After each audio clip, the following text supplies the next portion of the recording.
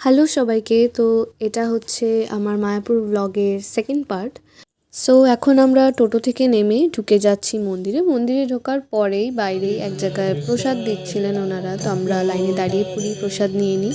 তারপরে এই দেখুন কি সুন্দর কীর্তন হচ্ছে, আমরা দাঁড়িয়ে অনেকক্ষণ শুনছিলাম, খুব ভালো লাগছিল।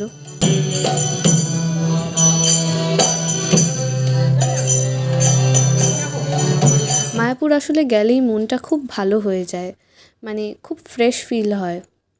যাই হোক, খুব থাকার ইচ্ছে ছিল, তবে কিছু কারণবশত থাকতে পারলাম না।